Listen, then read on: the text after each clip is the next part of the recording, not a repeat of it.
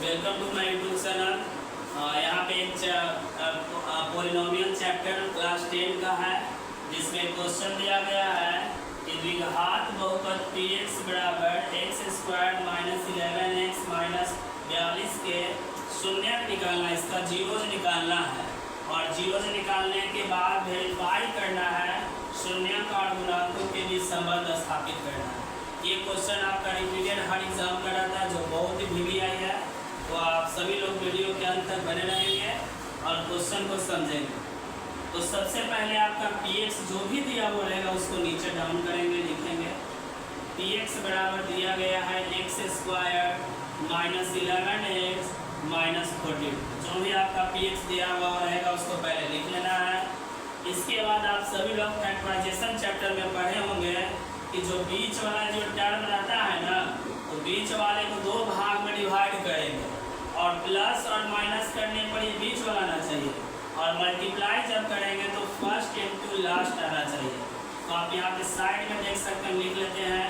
अगर a + b करेंगे तो बीच में है आपका -11, तो -11 आना चाहिए और a × b करेंगे तो फर्स्ट इनटू लास्ट, तो फर्स्ट में अब कुछ नहीं है तो 1 है और लास्ट में है -42, तो -42 में 1 से गुना करेंगे तो -42।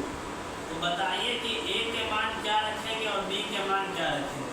तो अगर हम a का मान यहाँ पे रखते हैं, a का मान रखते हैं यहाँ पे -14 और b के मान रखते हैं +3, तो -14 में 3 जोड़ेंगे तो -11 आ जाएगा और -14 में 3 से गुना करेंगे तो -42 आ जाएगा। सबसे पहले आपको ये साइड में करना होगा, तो इसका फैक्टराइजेशन लिख लिए x² - 11x को तोड़ेंगे तो कौन पे तोड़े हैं -14x और +3x -42।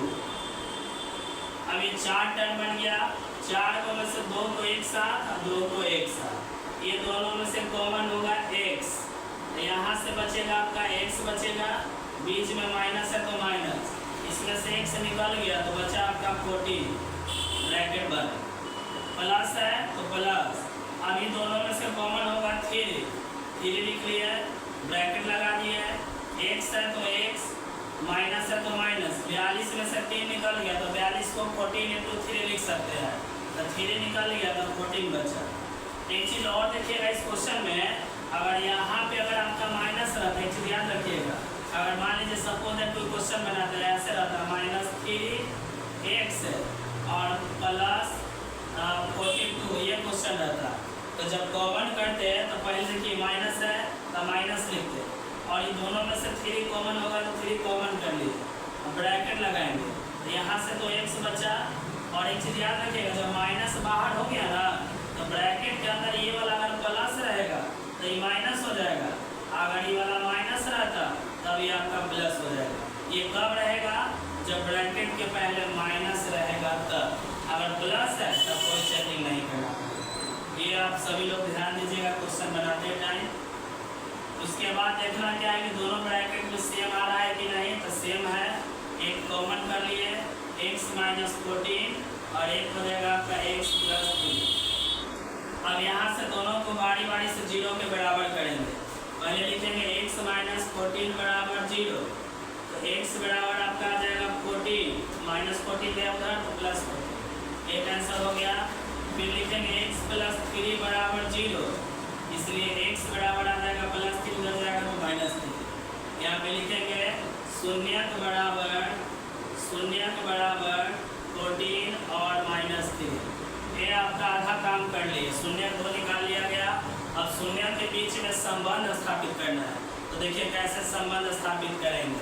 लेकिन यहाँ पे तथा संबंध स्थापित करने के लिए सबसे पहले लिखते हैं शून्यकों का योग, सबसे पहले लिखते हैं यहाँ पे शून्यकों का योग, शून्यकों का योग, यानी जो 2 शून्य का आया है ना, तो एक को मानते हैं अल्फा, एक को मानते हैं बीटा, तो शून्यकों का योग कह रहा है तो दोनों को जोड़ेंगे अल्फा + बीटा, तो अल्फा के मान है आपका 14 और प्लस बीटा के मान है -3, तो इसको ब्रैकेट में लिख लेते हैं, तो 14 अब प्लस माइनस माइनस 14 में से 3 घटेगा तो 11, शून्यकों का योग किया तो 11 आ गया। इसका फार्मूला होता है, ये नीचे लिखेंगे, शून्यकों का योग बराबर, शून्यकों को योग बराबर माइनस x का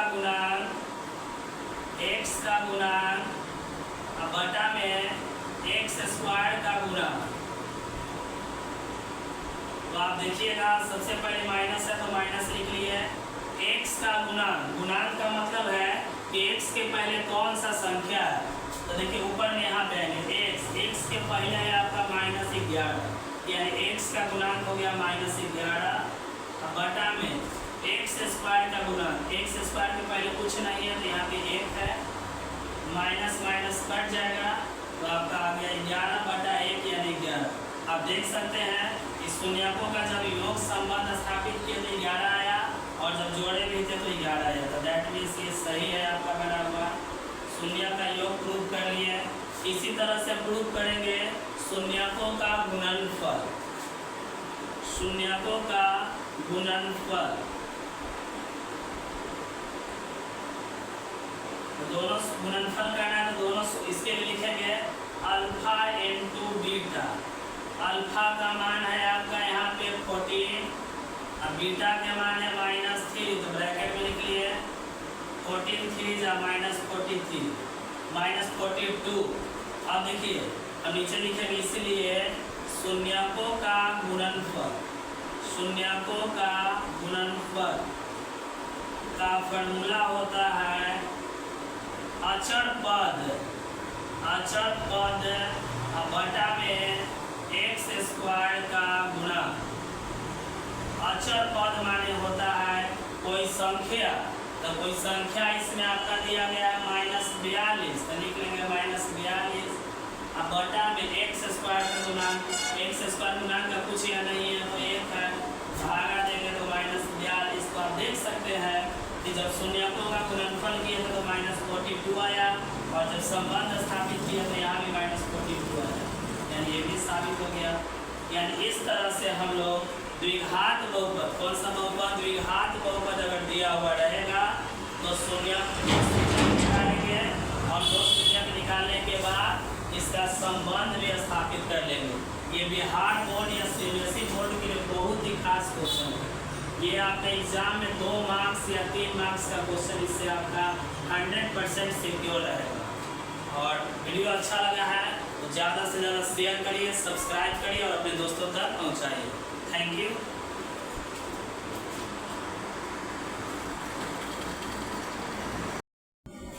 यहाँ पे सेकंड क्वेश्चन पॉलिनोमियल को आप पॉलिनोमियल चैप्टर यानी बहुपद चैप्टर का क्वेश्चन देख सकते हैं।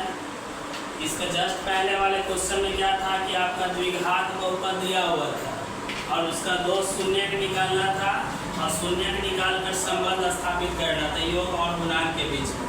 यहाँ क्वेश्चन आपका क्या दिया हुआ है कि एक द्विघात बहुपद px ज्ञात करें, मतलब द्विघात बहुपद निकालना है, और शून्यक का योग दिया गया है √2 और शून्य का गुणनफल दिया गया है 1/3।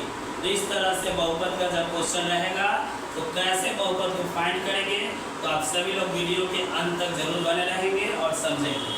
तो सबसे पहले यहाँ पे लिखेंगे इसके लिए कि माना कि द्विघात बहुपद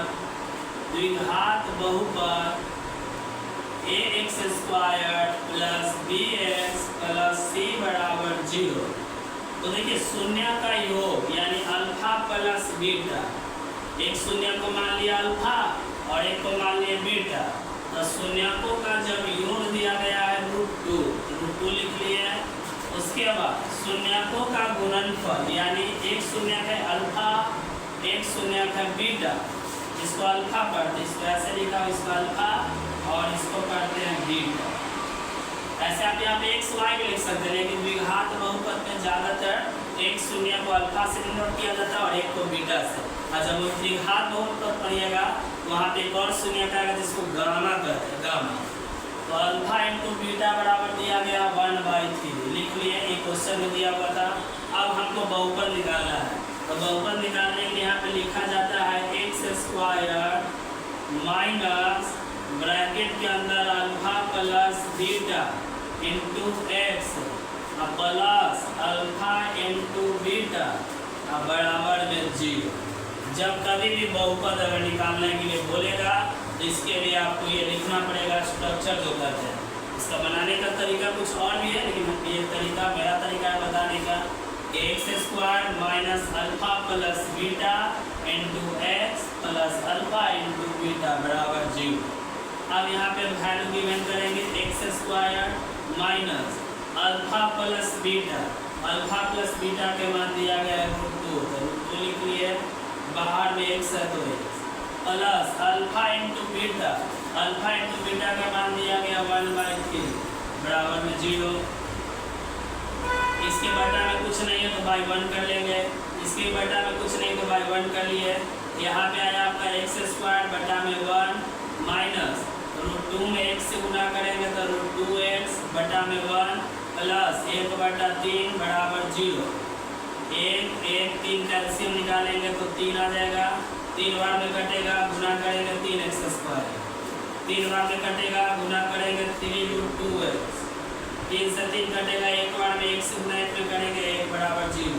3 से गुना करेंगे तो 3x स्क्वायर, इसके बटा में 1 लगा देंगे, 1 से गुना करेंगे तो सेम आ जाएगा, और 3 से 0 में गुना करेंगे तो 0। ये आपका द्विघात बहुपद निकल गया। तो समझिएगा, जब कभी भी शून्य दिया हुआ रहेगा इसी पैटर्न पे हम लोग बहुपद को फाइंड करेंगे। तो आप वीडियो अच्छा लगता है तो वीडियो को ज़्यादा से ज़्यादा शेयर करिए, सब्सक्राइब करिए, अपने दोस्तों तक पहुंचाइए। Thank you.